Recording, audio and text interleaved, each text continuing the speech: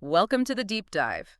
Let's talk about being smart, but maybe not in the way you usually think about it. Right. Today, we're skipping the usual test scores and diving into 5 less obvious signs that you might possess a lot more intelligence than you give yourself credit for.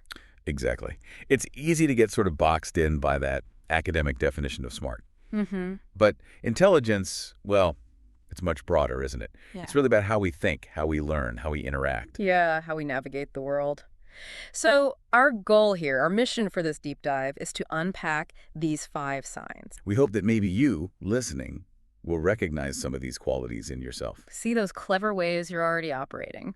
So, let's jump right in. First up, natural curiosity. Ah, curiosity. It Yeah. really is the engine, that fundamental urge to ask why, Yeah, to want to know more about something, even if there's no immediate payoff.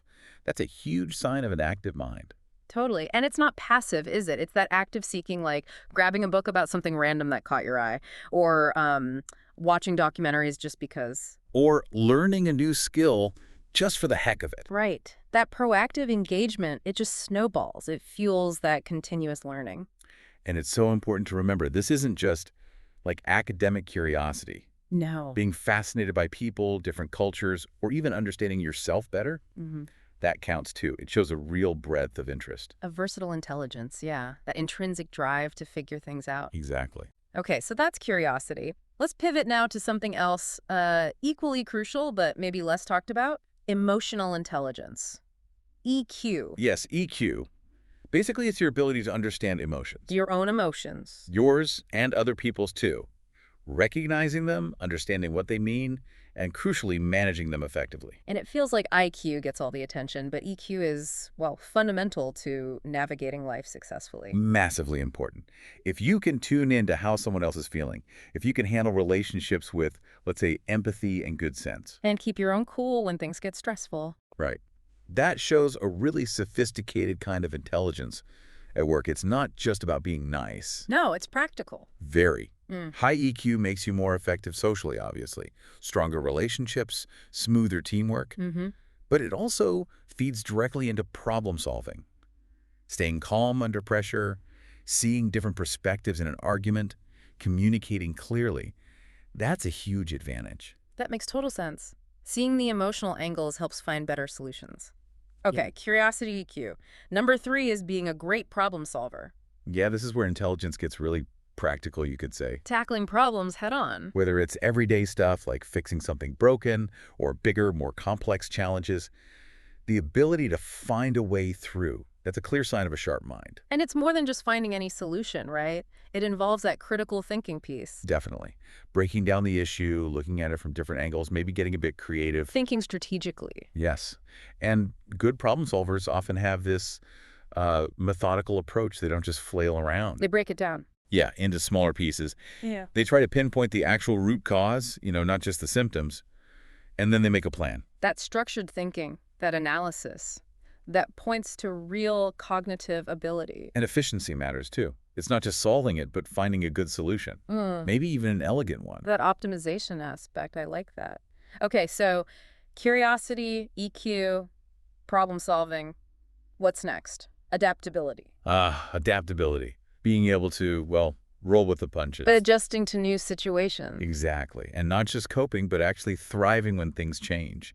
Which, let's face it, is pretty much all the time now. Tell me about it. So being flexible, open to new ways of doing things. Learning from experience, bouncing back from setbacks. These are all signs of a really agile intellect.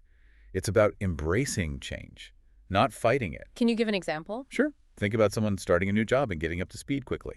Yeah. Or mastering new tech without a huge fuss. Or even just navigating big personal changes with resilience. Precisely. And the key is, intelligent people don't just survive change. They use it. How so? They see it as a chance to learn, to grow, to turn a challenge into an opportunity. That's adaptability plus. Seeing the growth potential within the change itself. Got it. Okay, that leads us nicely into our 5th and final sign, strong self-awareness. Self-awareness, this one's foundational, really. It's about truly understanding yourself. Your strengths, your weaknesses. Your emotions, what motivates you, Yeah. your patterns of behavior. It's like having an internal GPS. And knowing yourself that well must help with making decisions, right? Absolutely. Better decisions, more realistic goals. because you know what you're working with And it fuels self-improvement. constantly. If you know your weak spots, you can work on them. If you know what makes you tick, you can leverage that. So how does this show up day to day? Well, it could be reflecting on why you reacted a certain way, or actively asking for feedback, even if it's tough to hear. Trying to understand your own triggers. Yeah, exactly. Recognizing, okay, this situation stresses me out, so what can I do proactively? Or noticing how your words affect someone and adjusting your approach. That level of insight Or is so. It's powerful. It really is. Honestly, assessing yourself, seeing where you can grow, that whole process is a huge part of what makes someone truly intelligent in a broad sense. Continuous growth. Okay, so let's recap quickly. We've looked at 5 signs that go beyond the usual measures of intelligence, We had natural curiosity, that drive to learn. Then emotional intelligence, or EQ.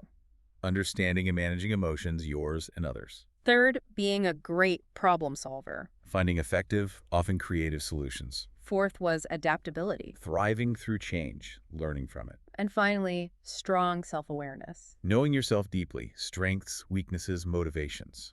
It really paints a much richer picture of intelligence, doesn't it? It does. It's complex, multifaceted. These signs give you, the listener, a broader lens to see your own capabilities. Yeah, it definitely encourages you to look beyond just grades or job titles. Reflect on these areas in your own life. You might be surprised by the insightful ways you're already operating. Absolutely. Recognize those strengths. And maybe, as a final thought, Yeah.